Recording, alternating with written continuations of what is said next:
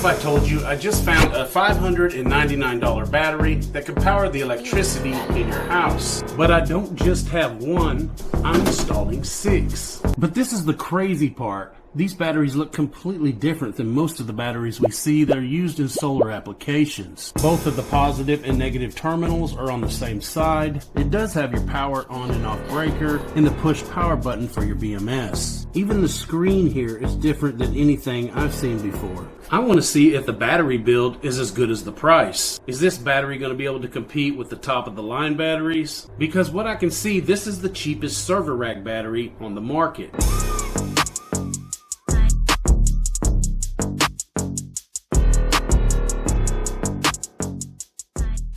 We're going to connect these batteries up and we're going to do some testing. But before we connect all 6 together, we're going to open one up and see what's inside. It's amazing. These solar batteries just keep getting cheaper and cheaper.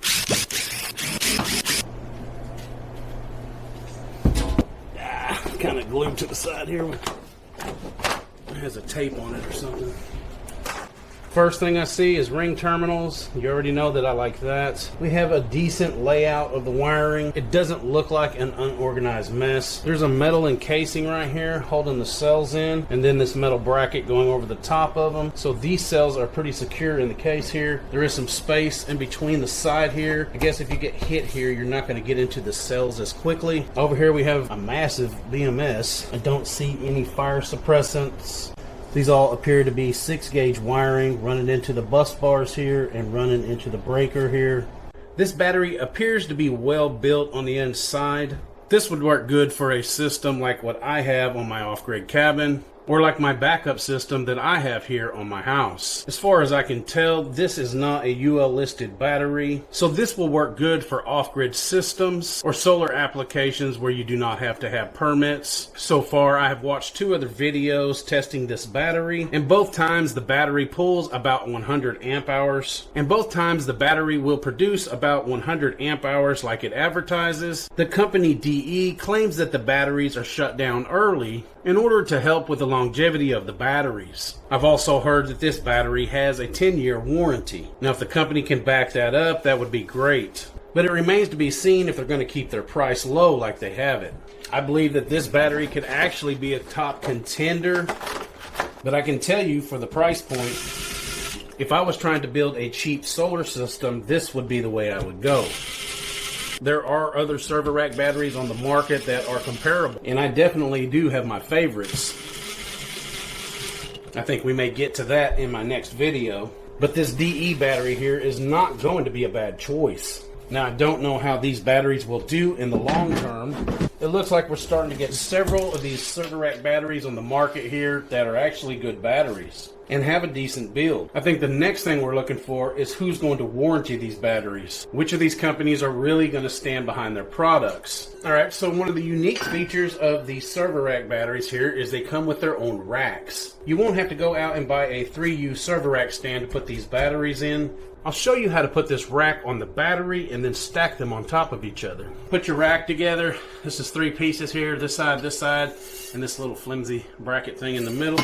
So basically you take it, put it around the battery here like this. In order to do that, it'd be easier to turn it up on its side to get it to the front part. Now, this isn't the only way to do this. I've noticed you can put this together on the battery piece by piece, but this also works just fine. Once you have it slid up there, put your single screw in. This was like a little T2.5 Allen head. I had to buy this little kit right here because I didn't have any. As you can see, that's pretty simple. Okay, I am ready to lift my 6th and final battery here onto the stand. Doing this by yourself can be a little tough. Basically just walked it back, stuck it right in, and there it is. Now that looks nice. Okay, I'm going to be feeding our positive wire that goes to the inverter in between the 2 batteries here. And going into the inverter right there. Okay, we're going to be wiring this 30 kilowatt hours worth of server rack batteries into my 10,000 watt eco-worthy off-grid inverter. This will be more than enough for a backup system for this house if the electricity goes out. I do have this receptacle box with the inverter that I installed in a previous video, and this system here is going to work just fine with these batteries. This is a very simple and very easy system to set up. This is going to be a very capable system for a backup, and I'll be sure to leave the links and any discount codes below this video here in the description. Like I said, there may not be a cheaper server rack battery available right now, and there's no telling how long the price will stay on this battery. So let's go ahead and get these wired together and hook them into the inverter and test them out. Okay, so the batteries come with all the positive and negatives here to connect them together. They're also going to come with all the screws for the positive and negative terminals. Each battery is also going to come with your different type of communication cables depending on what you want to use. And each battery is going to come with a single ground cable. You'll be able to run that ground cable from battery to battery here all the way down. All right, I'm ready. Let's get it wired in.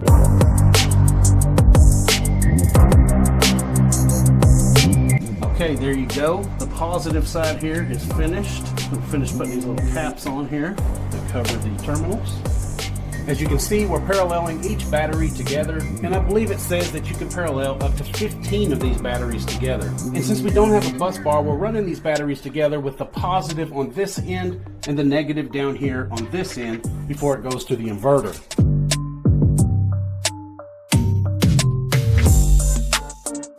Okay, there it is. It's all together, and now we have a massive amount of power that's going to be coming through the positive and the negative cable here. This is a very simple process. We're going to take the positive and negative cable and run it into our off-grid inverter. All right, this side right here is negative. Put the nut over it and tighten it down. All right, now we run the positive up in here, connect it in, put our nut on there. Tighten it down. That's good right there.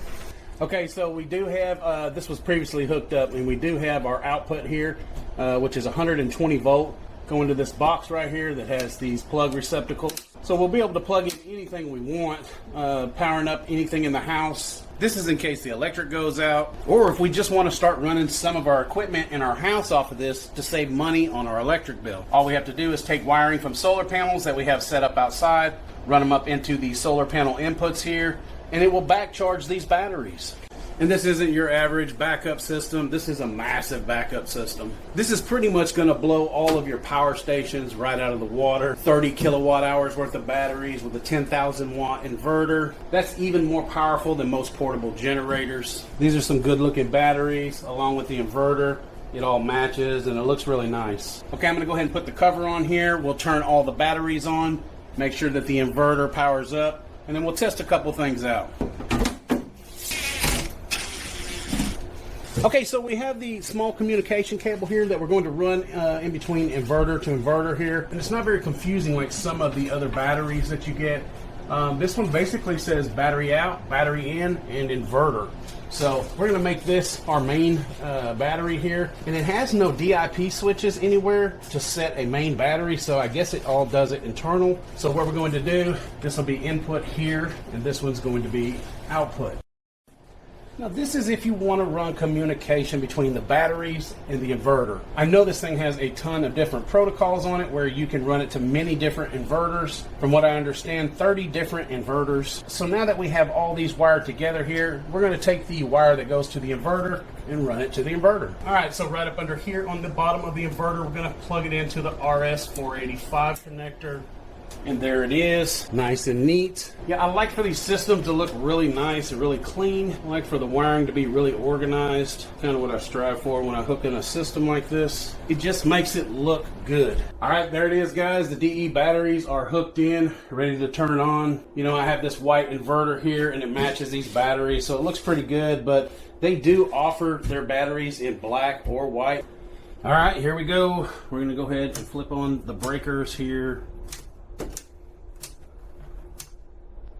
Turn on the BMSs. Everything's starting to power up. Every one of the batteries shows to be at around 54 to 55%. Here are the different inverters. We're going to go to RS485 and we are going to change this to pylon. All right, 52.8 volts. We're going to check and see if we can get the inverter to communicate with the batteries. Okay, for some reason I could not get the batteries to communicate with the inverter. I'll have to check into that later. I did turn this to RS485, and I turned it to pylon, and I turned the batteries to RS485 and also pylon. All of the cables are connected correctly according to the manual, but I could not get this to work, so we'll have to see. So yeah, this is a very simple setup. It's really easy to do. Just about anybody can set this up. Let's go ahead and put something in here and test this and make sure everything's putting out power. And then we'll talk about the batteries and what I really think about them. Okay, right here on our extension cord, we have our backup 8,000 BTU air conditioner that we use to cool our house when the electricity goes out. So we're gonna go ahead and plug that in here. So that should kick on. Can you turn that AC on? All right, well, let's see how many watts this thing's gonna pull. Right now it's pulling just 100 watts because the compressor hasn't kicked in yet. Let's find some other stuff to hook in. Put a little bit of a load on this battery bank. The inverter is only pulling about 300 watts right now. I believe the compressor just kicked in. All right, looks like we're pulling about 2.2 amps out of each battery. Okay, so now we have the air conditioner hooked in here, a toaster, and our microwave. So that ought to be enough to pull a little bit of power out of the inverter. So, all right, so there's the microwave kicking in. Yeah, it looks like 1,100 watts or so, 1,000 watts. So that's with the air conditioner and the microwave. We kick the toaster in. There's a nice little 1,500 watts, 1.5K. So now this isn't even enough power to even touch the system. This system has a ton of power, and it's made to carry a lot heavier load than this. I don't have a lot of options of what I can plug into this. I would like to try a welder or something like that. I do have a portable welder, but I have it out in my shop. I don't have to bring it next time for some testing. But a system like this could be a massive backup for anyone. It could run some of the heaviest appliances and equipment that your house has. A system this size is definitely more than enough, then not enough when you need it. So if you think about it, this battery bank here is about $3,600. The inverter here is about $1,500. This here is about $100. This house here is a 2-bedroom, 2-bath, and a system like this would run it just fine. You have 10 400-watt solar panels outside. If I hook the solar panels into this system, we would be doing very well day to day, and especially for a backup. Now, I always say this, you don't have to get a system this size. You could always go with 2 batteries, 3 batteries, 4 batteries, or you could even go with more batteries than this if you had a house that used a lot of power. Now, it would always be good to keep your electric company as a backup, but you could actually run your entire house off of a system like this if you used a critical load panel. You're basically going to take the wiring out of your panel box and run it into a new panel box that is powered by this system here. That way, most of the things you consider critical could run off of this system, and then the batteries be recharged each day by the solar panels. Now that's ideal, and that's how you do it. And it's really that simple. So overall, yeah, I recommend this battery, especially for the price right now. Yes, it's another server rack battery that's entered the market. In my personal opinion, this is not a bad build. And just about like every battery, it could use a few tweaks. But the price and the quality is what everybody's after. If some of these companies could just understand that, they're going to outsell everybody else. It has to be a quality built battery, and it has to be the lowest price on the market. Just being the same price as every other battery doesn't quite cut it. If you really want to sell your products, you're going to have to beat the prices of the other batteries. And your quality is going to have to be just as good, if not better. Remember, you'll be able to click the links to this equipment here down below the video, and you'll be able to see exactly what this system cost. And if you're interested in building a smaller system than this, you can do that also. Maybe someone just needs 1 battery and 1 inverter. But if you're like me, I like to have enough power. So here we are. All right, guys, let me know what you think.